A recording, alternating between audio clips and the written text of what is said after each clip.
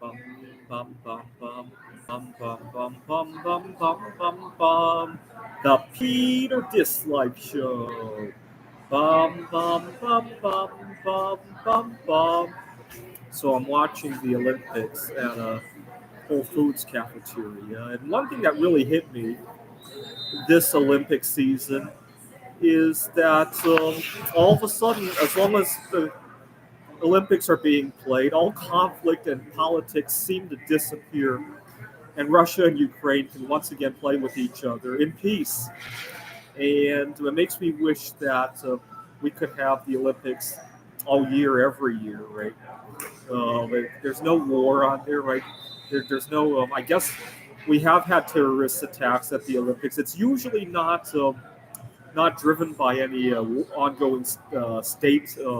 It's not state-sponsored terrorism. We did have the bombing at the marathon, but that wasn't a multinational event, right? And we did have a bombing at the '96 Olympics in Atlanta, but that wasn't state-sponsored, right?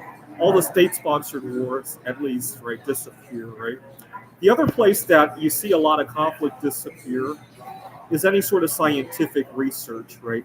We certainly haven't gone into war in space or on the moon, right?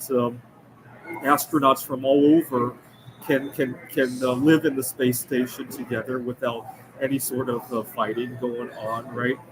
20 years ago, there was a Russian spy that was assassinated by Putin with polonium 210. And I wonder, at the time, I was naive. I thought Russia would not call that element polonium. I was curious what name they gave that element. And I looked it up, and lo and behold, they call it polonium just fine, right? For some reason, when we're working with science or we're competing in a sport, we can all get along with each other. Although I do have to wonder the reason Putin chose polonium as the weapon of choice, right? Because if you think about it, it's expensive, it's dangerous for even the assassin to handle. There are a million other poisons he could have chosen that are dirt cheap and not nearly as dangerous to handle, right? Cyanide, arsenic, thallium, all of them would have been a lot easier to handle and considerably less expensive, right? You have to wonder if he chose polonium to make fun of Poland, right? It's hard to say. It could be either way, right? But at least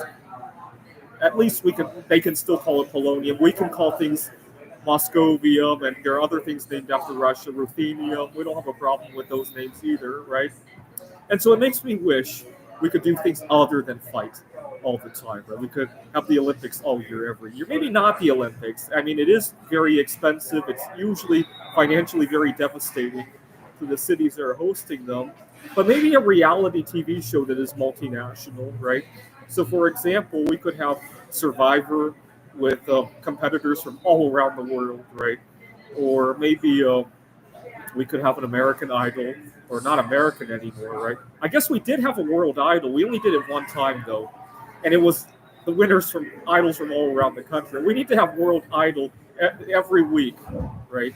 With competitors from even nations that are hostile with each other, right? And so I bet that would bring a lot of world peace if we did that, right? So hopefully, eventually, we'll have a reality TV show with competitors, a multinational reality TV show, right?